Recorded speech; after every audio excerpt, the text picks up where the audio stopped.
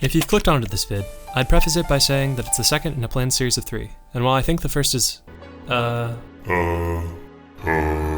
little unnuanced in hindsight, which was the point, I wrote that script years ago and had never planned to continue the show after Neko Black. Anyway, despite the fact this one's going to be a little functionally different than the first video, I still think that you should watch the first one because it builds on some of the narratives that I'm about to talk in the current, at least so you can get some context for the framework of a problematic show. Alright, time to hop into the video.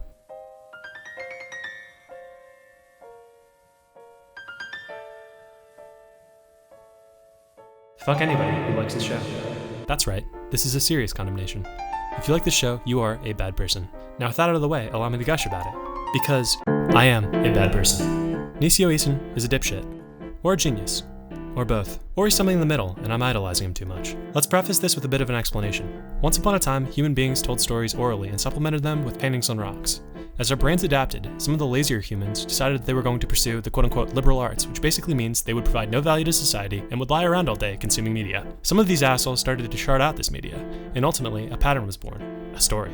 On its surface, a story was a series of involvements between a character and its environment, which led them to change. You can make a circle out of it. It's pretty cool. After about 10,000 years of this, a huge fucking mistake, and a development of a massive ego within our race, we felt a constant need to one-up each other and adapt this circle to feel as though our slightly more complex cave paintings and oral accompaniment was better than Todd's. Because fuck you, Todd.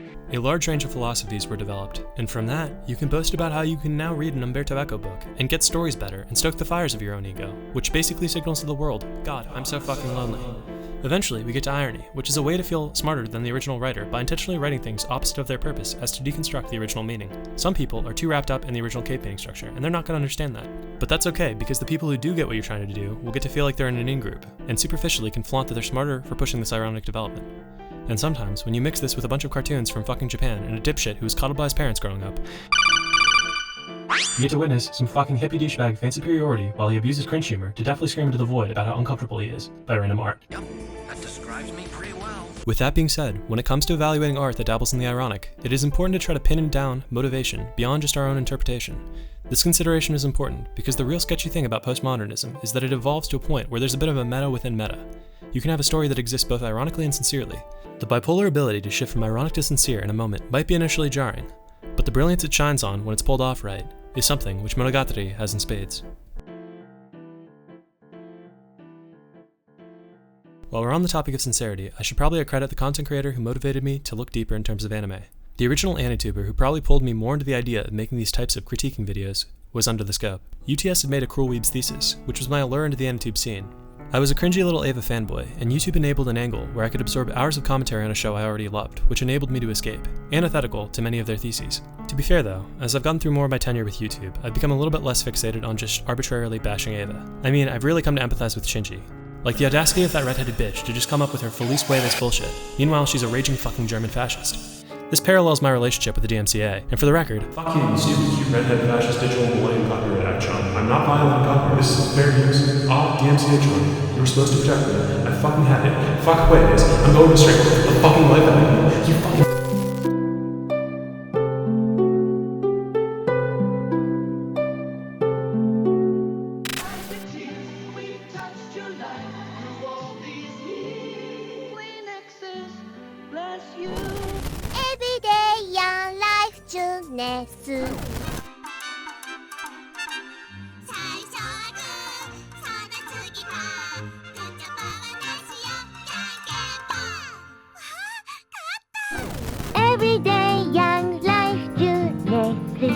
Wow, that whole segment was really problematic. Speaking of problematic, Under the Scope had a pretty clickbait thumbnail one time that drew me in, for a video called The Problem with Problematic Media, where UTS lamented about how disgusting and abhorrent the developments in Shinobu Time were. Like grr, lolicon bad, ooh, people are allowed to be uncomfortable. The video wasn't saying anything. It wasn't tackling any problematic topics, it was simply a concession for people who are uncomfortable, while also saying we probably should talk about them. The problem with problematic media is that it didn't actually tackle any of the implementation of irony that made people uncomfortable. UTS just wrote a very narrow-minded view on Onimonogatari and neglected to appreciate the tonal foundation that made the plot twist so gut-wrenching, claiming instead that it simply rang hollow. Even people who want to pull trig at the disgusting elements probably wouldn't deny Monogatari's ability to recontextualize characters is fundamentally brilliant. The show retroactively retells earlier arcs with a novel perspective, providing ample replay value. That's not its greatest strength to me though. because I'm a fucking loser who obsesses over the structure of story circles and different threads that run through said circles. To me, Monogatari's greatest strength is its ability to redefine plot points that by all rights should be irredeemably fucking stupid into impactful narrative moments. The fact the show can just hit a problematic hyperbolic lolly, somehow exist as a stupid little running motif, and then just hit you with the full weight of the situation that she's been evading death and has basically been staying there because Araragi made her afterlife have purpose, speaks to the sheer power of the show's hidden hand stealthily guiding you to the emotional twist. There's a structural parallel on the story of Hachikuji's first arc as well. The narrative poetry that it reflexively follows the same bait and switch mechanic in Shinobu Time is something that should be prided for symmetry. In further considering the story, there is incredible narrative weight in the devotion of Araragi from Kabuki, which is obfuscated by a simple irony and gag from Oni's opening half to keep you unexpectant. Then bam. It's the power of the juxtaposition on what should be stupid based upon the previous dumb lollygags. It works because it's stupid and problematic. With the foundation of Kabuki Monogatari's emotional depth and Koyomi's devotion laying a foundation with a legitimately heart-wrenching exodus for Hachikuji, you get a truly unexpected twist that is so narratively well set up and completely out of the blue, yet not at all. The thing that Under the Scope acknowledges is the immense power of Hachikuji's curtain call, while still saying it simply ran hollow. And I think that's an oversight, because if it wasn't structured in an intelligent way, that scene in and of itself would be entirely ruined. It wouldn't have any weight at all. With that being said, to remedy my problems from the last video, I can finally respect and give the dub to Hachikuji. Yeah, you have the right to choose her as best girl. Based in Snailpilled, yada yada kamimashita. In many ways, this development kind of mirrors the narrative reality of the storytelling of the Black Cloud.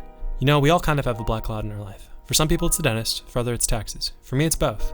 For Nishio Isin, it's the fact that he can only write so many ironic plot developments until his sincerity at the base of his story eventually takes control. Meaningless vapid escape will eventually reveal the bottomless hole below it. You cannot use irony to run away from sincerity in your narrative forever. Life, that a narrative is meant to mirror, unfortunately has weight. All of these interpretations exist purely considering the realm of tone and meta, and I can appreciate the tone might not be very visible if the surface text is so uncomfortable that you're unable to focus on the depth to see it. But by the same token, I think there's a valuable reflective activity to be gained in this. This is truly the value of problematic media. It's not saying there's a diamond aside from the rough. There's a diamond purely in that rough, and you have to engage with problematic aspects directly. Story elements that make us uncomfortable are often just as intentional as those that make us comfortable, and tonal choices in these elements are all the more important to discern potential intention. For example, I was, and am, really unable to stomach the incestuous elements of Monogatari. And in fact, that's because they were initially written so romantically. I can respect that it actually leverages a good satirical foundation from this tone. In order to accurately mock the sister complexes in other respective anime, you kind of have to go full measure incest to evoke shock. Had the scene simply included the toothbrush metaphor, it would have been really brilliant satire, and I probably would have been able to continue binging Monogatari like the cute little psychopath I am. Unfortunately, whether it was due to the fact that Nishio Isin is a sociopath and just wants to watch the world burn, or just because he was attempting to follow through in a narratively consistent way, the sister complex angle maintains within Araragi's character, and he goes on to make sexual advances throughout the rest of the show. Because consistency. By showing the toxic side of sister complexes within the medium, Araragi is a very effective critique of cliché, but the devotion to the critical tone, while narratively consistent, still makes me deeply uncomfortable. While some of it's comedic, the foundation for it is fully committed and romanticized. The toothbrush scene's dedication in tone follows through to become narratively warped, uncomfortable, genuine sexual energy from Araragi. It works, it's got some good narrative metaphorical extension, but it's off-putting as hell. Likewise, I'm not going to begrudge anybody who finds Hachikuji or the lolicon dynamics in Monogatari off-putting. They simply are. But neglecting to appreciate their underlying tone and just saying, this plot point bad, neglects to appreciate the potential power their tonal choice holds. Oversimplistic explanations that elements are simply bad is reductive. That's kind of the entire point of my channel. The fact is that even if my original video was potentially a bit insensitive in the problems of Hachikuji's character, her scenes with Araragi are often hyperbolic and less savory sections, and that ridiculousness is clearly a juxtaposition as a simplistic tone on the nuanced psychology and complex give and take of the rest of the show. I think this actually serves purpose for the foundation of what made Onimonogatari so great. The fact that she is silly until that point hits like a sucker punch, and it's one that hits hard. With that being said, even considering its tonal purpose, is this necessarily great writing? In many ways, absolutely not. The hyperbole is definitely handled at times, and the story just bucks into post-ironic nonsense with problematic elements. This is the problem with irony, and moreover post-irony. When you try to add layers to mock that sincerity in a way to deconstruct the concept, some people won't see the layers. This becomes increasingly hard to do when you continuously add layers to the point where it's indistinguishable why you're doing it. The fucking horror. This joke was in the original script, and it's going to be super rough because I didn't write it in a smooth way, but I don't really care. Monogatari fans be like, lolly honeycomb and kabuki. Yeah, total inconsistency and post-ironic hyperbole with no narrative justification in my main character trying to molest a child be thematically interesting and good for the pacing of this episode. If anybody wants to justify why Hanekawa was used narratively in this section in the comments, I'll pin that bad boy. Point is, when you slap more than one layer of irony onto some concepts, which I think is the only remote justification for some of the more tenuous points in Monogatari, you're bound to lose some people in confusion of true internal meaning.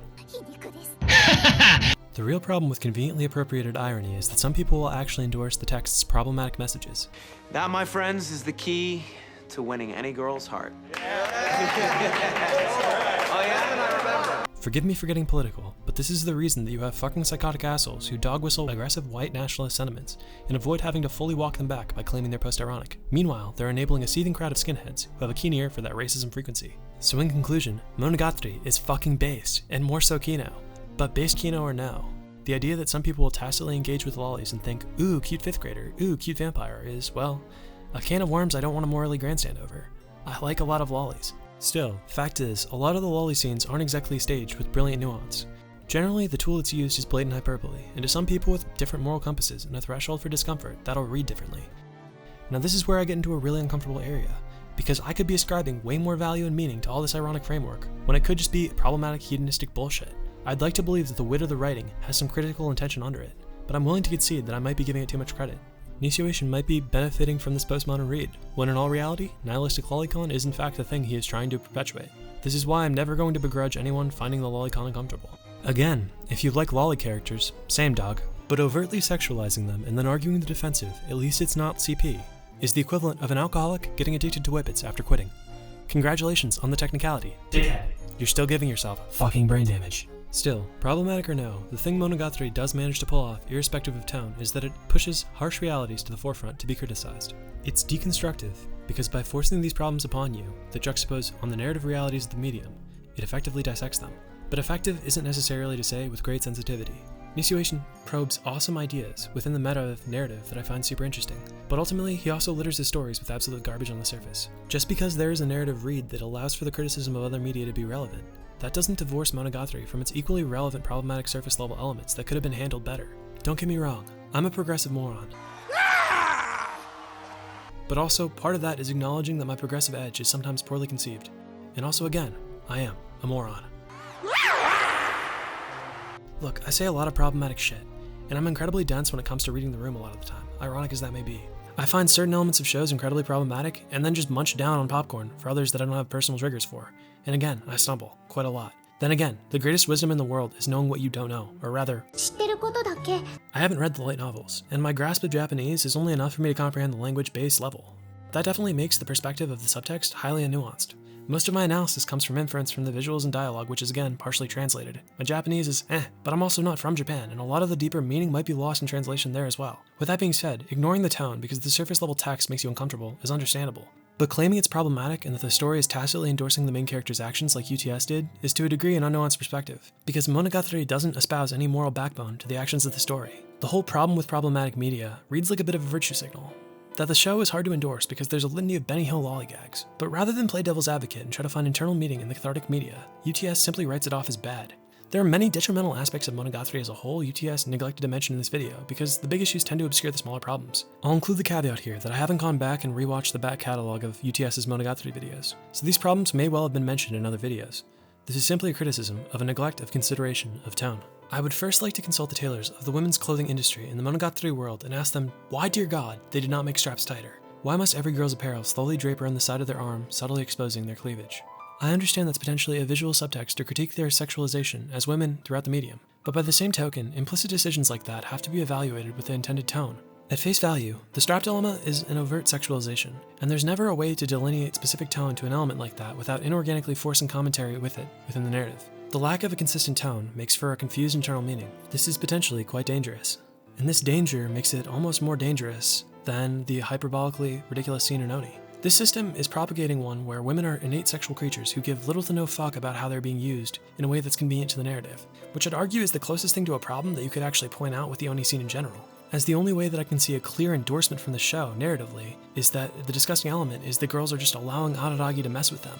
You know, getting back to the overt sexuality, if the girls throughout the entire show did give a fuck about being used for the narrative, they'd be like every single other girl in the real world, who have to spend every 5 minutes of their day adjusting their straps when they fall off. The same goes for Karen's sweat stitch in the first episode of Neko Black. The fact somebody at Shaft took the time out of their day to draw her coochie contorting itself outwards like that is whack, because all these slight aesthetic decisions add up, and they paint a world of women being subjugated to implicit sexuality.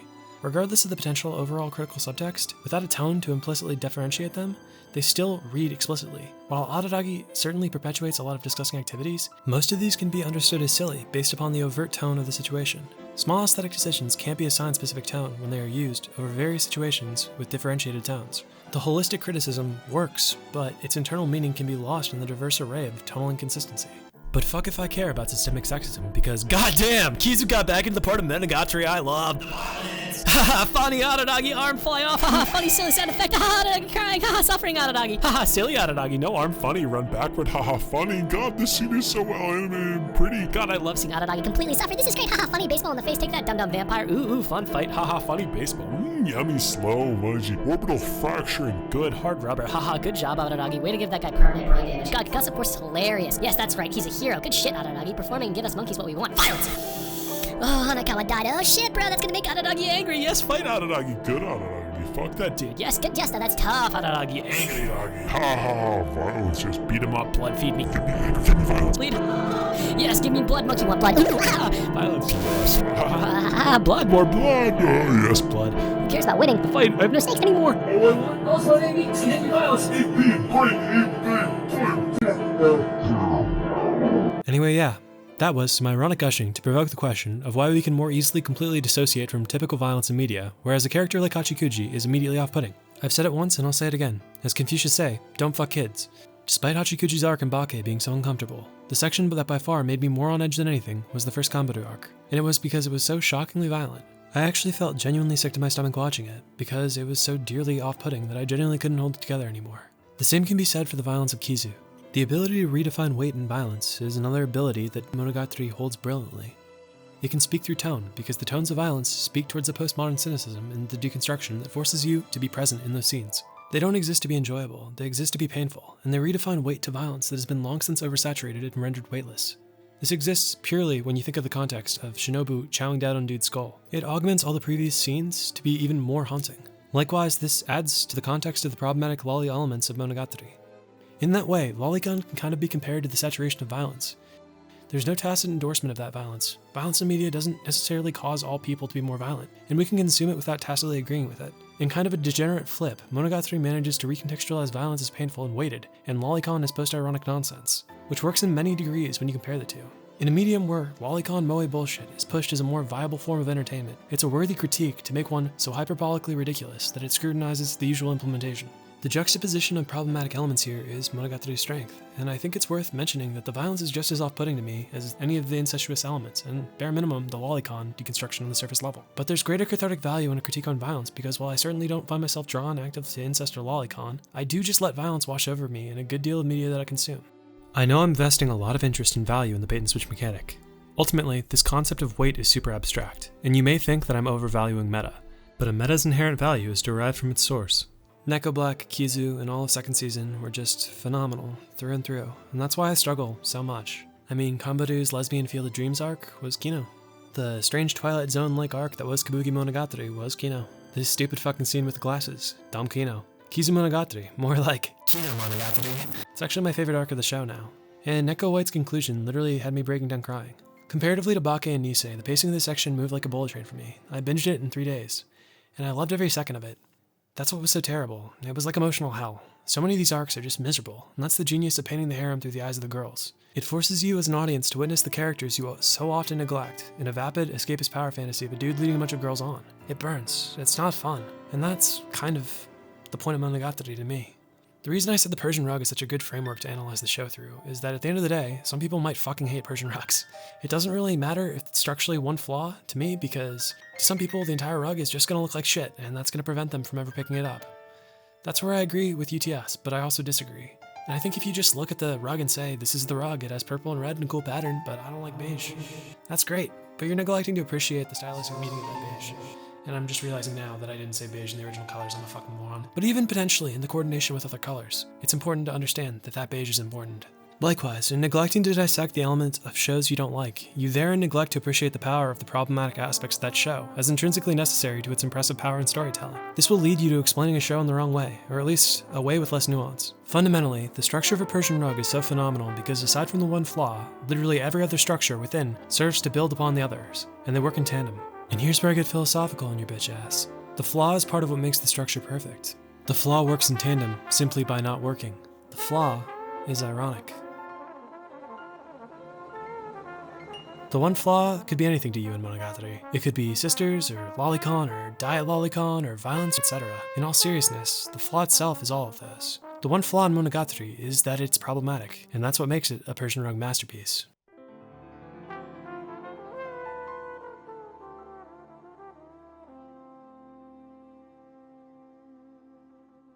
Opposite of really thorough intellectual dissection, there's also grand overgeneralizations of the show that are incredibly problematic too. And I want to be fair, UTS is completely the former, never the latter, and this isn't meant to be close to an ad hom on him. He's 10 times smarter and more graceful in analysis than I, and side note, if you ever manage to see this for some reason, thank you for getting me into expressing myself via videos, even if I'm an idiot. I respect and appreciate you a lot. But in those overgeneralizations, you get unnuanced perspectives like, Monogatari is cool because, haha, made conversation interesting, or haha, wants to bang his sister, or haha, isn't pedo. That explanation is so brutally reductive it makes my head hurt, because the show isn't something that should be explained at surface level. And that's the thing that I hate more than anything. It's the idea that people won't pick up Monogatari because they neglect to appreciate there's more than the surface level text. And the hard sell of, haha, word war, very interesting, make conversation interesting, isn't going to overcome the idea that the lolicon stuff is pretty fucking cringe. And in that, people will lose out on a chance to experience something pretty magical. UTS makes the point that it's incredibly difficult to recommend Monogatari as a series to people because it has abhorrent elements everywhere, which makes the show fundamentally problematic. The thing is, reducing problems to simply problems is the equivalent of saying the show is good because it makes the talking so gripping. This video is the second in a planned series of 3, and my plan for the third is to fully combat UTS's message that it's hard to recommend it by making a fully realized thesis on why you should watch the show in its entirety, as a public service announcement to a lot of people that are going to be put off by a bunch of weird shit, because I think it's a really important show. This is the second video though, and we should probably wrap it up. At the end of the day, the intrinsic value of Monogatari is developing and assigning weight to narrative, which at its base is a weightless concept, except for the meaning we define it via.